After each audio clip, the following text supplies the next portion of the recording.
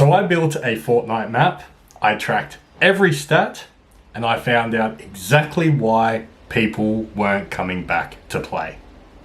If you are building a game in UEFN for Fortnite, don't skip this. How's it going, everyone? It's Joel Lagur, aka Lagurkin, that Aussie bloke from Let Us Play. So for the past 6 weeks, I have been running an experiment. I released my game, Got to Go, G2G, a free-for-all escape game. And instead of just hoping for plays, I tracked everything from clicks, favorites, update timings, social impact, retention, the lot. And now I want to share what I learned from the good, the bad, and the brutally honest numbers. So this video, I will do a run through of my overviews, which I shared on the socials, including X, of my lettuce recap, where I showed my overview, my insights, and my plan for the following week. So I released the game and started tracking from the 19th of May, and for my first overview, I included the first 2 weeks. So you can see from my impressions, I had over 105,000. That was because I was featured in the new and updated, and that was at Wednesday at midnight to 1:30 a.m. Through those 105,000 impressions, I had a click-through rate of 0.72%, which equaled 165 plays all up. During this period, the peak amount of players that played the game were 36, with an average session time of 17 minutes. I also didn't really do much social posting. I just did my trailer release on X, and I didn't really have too much analytical devices involved in the actual game. So my learnings from those first 2 weeks were definitely update the map and thumbnails. So try to include some additional gameplay, try to bump that number of the click-through rate up. So doing A/B testing of my thumbnail, posting more on socials, get a bit more involved, do some more gameplay, and sort of mix it up with different types of content on the socials, as well as adding additional analytical devices just to get a bit of a further insight onto the player behavior. So whereabouts were they going on the map in certain locations? Which weapons were they choosing? Did they play all of the mini games and collect the cards to then finish the game? So that then brought us to week 3. So the impressions dropped by a whopping 198%, so only 412 impressions for that week. That was due to not being featured on Discover anywhere. So the click-through rate though, and this is the interesting thing, it actually shot up by 162% to 6.8%. So even though not all those people were seeing it, the small amount of people that were seeing it, a lot more were actually clicking on it. But then here's the catch. From the 28 players of 412 people that clicked onto the game, only 9 people actually played the game. And so there was only a peak of 3, with an average session time though of 21 minutes. So that actually increased by 21%. So the biggest insight of this week for me was that you can't rely on Epic and Discover to promote your map. You gotta get out there and do it yourself. What I realized was this is the make or break. You know, it is pretty disheartening seeing such small numbers after that first week, but that's where you can't give up. That's where you have to hone in, try to find those other ways in order to get people seeing your map, clicking your map, and then playing your map. So from that, I really focused on the socials, relying on the socials, and the insight was that this week, with the content that I shared, so across YouTube Shorts, Instagram Reels, and TikToks, YouTube Shorts actually had the most success, the most impressions and views.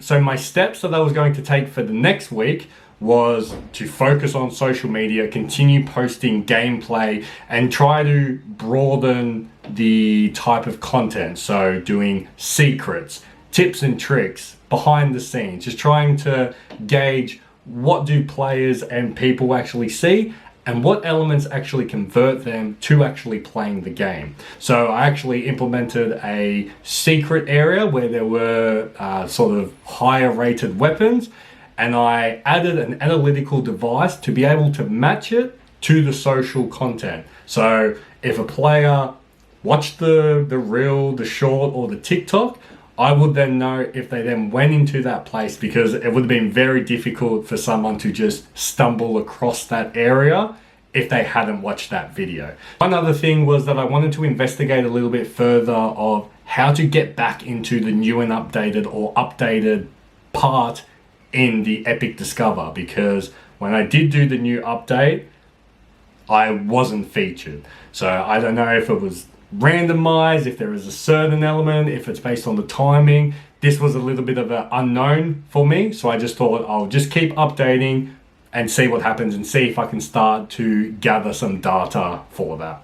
So this brought me to week 4, where I started to add additional analytics and data tracking for Let Us Play as a whole, outside of just that game, because I started to notice I was getting favorites and recommendations. So I thought, awesome to start tracking that as well. So my overall Let Us Play rank, based on the Fortnite GG website, actually went up 46% to the rank of 2,938. So that was actually very exciting to see.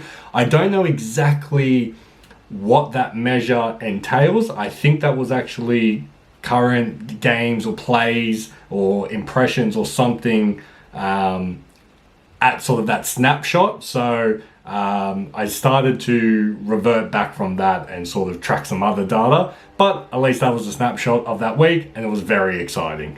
My favorites actually went up by 48%. So now I have a total of 37 favorites for Let Us Play.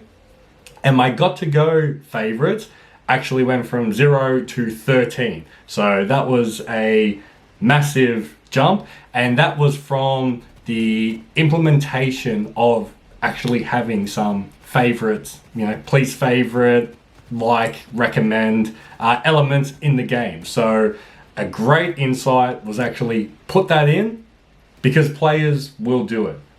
Give them a reason to do it. Don't just assume that they'll go and do it themselves. That 1% extra will help them, will push them to do it. So once again this week, after my next update, I was actually featured in the new updates tab, which was just under 3 hours. So that brought in 76,000 impressions, again with a click-through rate of that 0.69%. So similar to those first 2 weeks, much lower than the third week. But again, when you have such high numbers, of course, you're going to have a smaller number percentage for it. But the great thing was that my plays jumped up. So it then went up 1,100% to 36 plays, and my peak players were 30 at one point. But interestingly, my average session time dropped by 38% to 13 minutes. So this is where I then had to think about, okay, well, from those people that were playing, why was it less? And how can I actually get them to play longer? So the biggest takings from this week was that, again, way higher click-through rate because I was in new updates. Interestingly, I started to track the time difference between when I submitted, published, to then when it was approved, to then when it showed in the Epic Discover page. So I noticed that after about 3 hours is when it got featured. So I started to now write those numbers down just for future, because, does it depend on the day? If it's a weekend, if it's a weekday, is it quicker to push? There's multiple factors. So that one was still an ongoing in the background of, how can I time it perfectly to get the most amount of impressions? Because being featured in this tab of just new updates and not new and updated, there was a different of impressions for that time period as well, and the length of time in that Discover tab. Also referring to the social media post and relating it to the conversions to players. I was able to add additional analytical devices to track that. It did bring 2 players into the map, like I was referring earlier with the secret location. So I was able to put a few more analytical devices to start tracking where people are coming in from. Another thing, and this is where it starts to get a bit brutally honest, is that in the 4 weeks of having this game released and tracking the data, I still had 0 retention over 1 day and 7 day. So I added this one in just after Epic had released this new additional data to be able to be tracked and analyzed. And I thought this is a very good thing to put into the overview.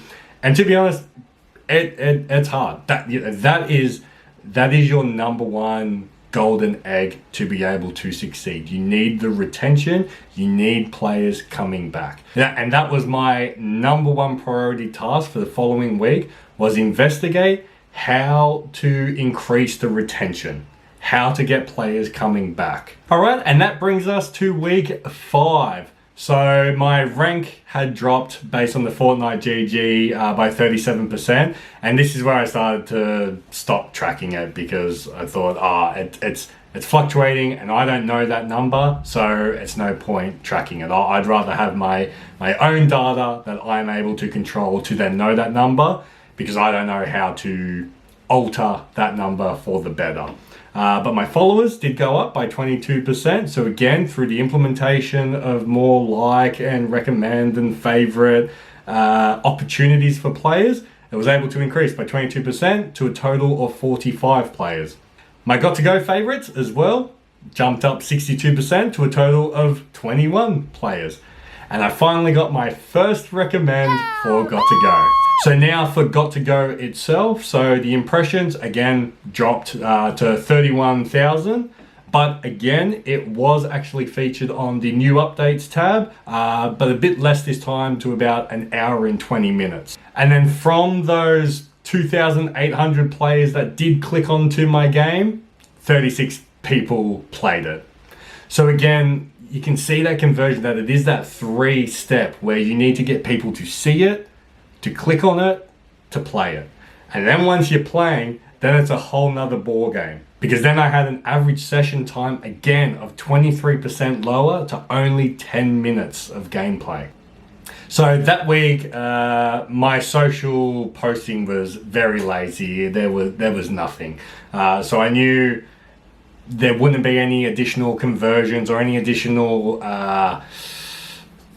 benefits that I could have gotten from the social impact. So I took that on the chest. But I was really happy with how I was implementing the favoriting mechanism to get players to favorite and recommend the game. Again though, my retention, 0. So I still needed to play around with the mechanics and features to boost that number, because I still had nothing. I was also thinking of maybe expanding a bit more with the analytic devices to get a bit more detailed. So this is where I even got to not just the mini games, but the islands itself, to where did they go to? Where did the player step? Are they stepping on that? Is that a wasted space? Should that even be there? Is it confusing for them? Is there a steep learning curve for the players? Do I need to implement tutorials or something? So that was something for me to think about for the final week.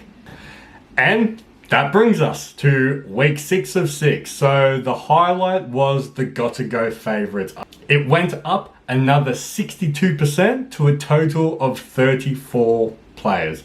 My Let Us Play followers also increased by 4% to 47. And my followers rank on Fortnite GG went up to 10,486. So I thought that one was an easier number to be able to track against everyone based on the favorites. So that one's a bit easier, and at least that's sort of comparable to, followers or subscribers or something on the social. So I thought that's a good one to be able to track, to see how I compete against every other creator on the UEFN universe.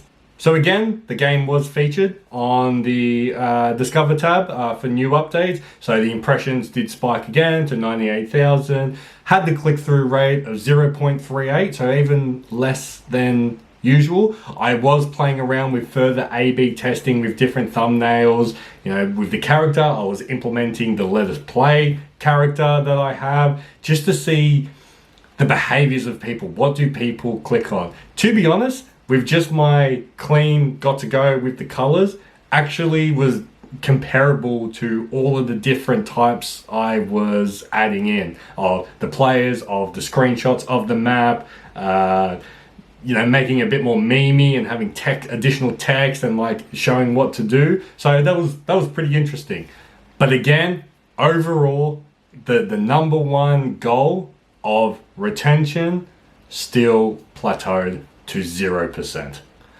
So this week was actually a good week for additional feedback and playtesting. I was actually featured on the FCHQ Discord, and the team actually played the game and gave me a bit of feedback, which was actually very helpful. So I was able to actually get a bit of outside input as well and the feedback of, okay, you struggled here. Okay, so maybe I need to make it easier for players to understand this element, or, oh yeah, you got that. Okay, and you enjoyed yourself there. Awesome. Let's focus on that and add additional elements. But again, at the end of the day, there was 0% retention and just no stickiness.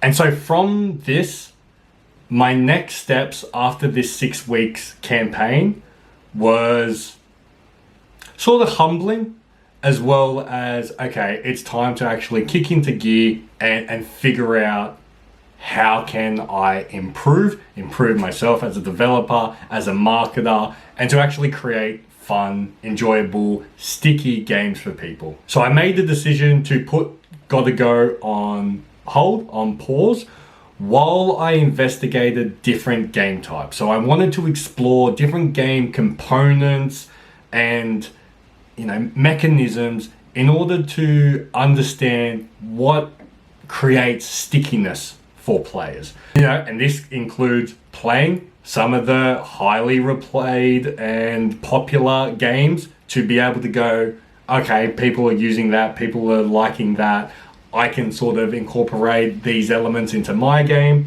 as well as playing with different mechanics and developing different mechanics myself. So just having a play around, because then I was able to capture the data and analytics myself. So I decided to sort of shift, create a more detailed and robust data and analytics model so that I can then capture even finer detail of a game mode and understand what people are doing and what do players want. Because at the end of the day, that's what we as developers are trying to find out. What do players want in order for them to have fun and keep playing? So that's it. So that has been my 6-week campaign of Got to Go and tracking data and analytics of the success of the game. So as you can see, overall, not the dream state that I would have loved to have seen, but hey, that's all part of the learning curve. I actually had so much fun building the game, updating the game, tracking the analytics, and that's something that you guys really need to appreciate. You need to be best friends with data and analytics. You need to set up your reporting. You need to set up your insights so you're not just in the dark throwing a dart at a dartboard. You know, you want to be able to track and understand exactly what you need to do, because it makes it easier. Yes, it comes to luck at the end of the day. You know, it's all about timing, it's all about the flavor of the week. But if you know what flavors people like, it's much easier for you to then pick that right flavor, if that makes sense. But all in all, from this campaign, I took 4 major learnings from this. Number 1, never give up. Keep going through, keep pushing through, keep learning, keep trying. It's not failing, it's just figuring out how to tweak and change in order to perfect it. The second one was to explore different game modes and mechanics and components and do a bit more research in what do the people want, not just what I think people want. The third was to build further and deeper data and analytical tools in order to be able to, when I do create something and test it, I've got the right numbers in order to then act on that. And number 4 was the continuous social post and expanding it to all elements as well as the data and analytics, because it helps me, and when I force myself to do it and then share it with you guys, that helps me, it helps you, and it helps the community, hopefully. And so that's it for this video. So thank you so much for sitting through and watching it. Hopefully you learned something and are able to apply these learnings to your own games, because at the end of the day, that's all we're trying to do. Help each other create fun and engaging games. So I'll catch you on the next time.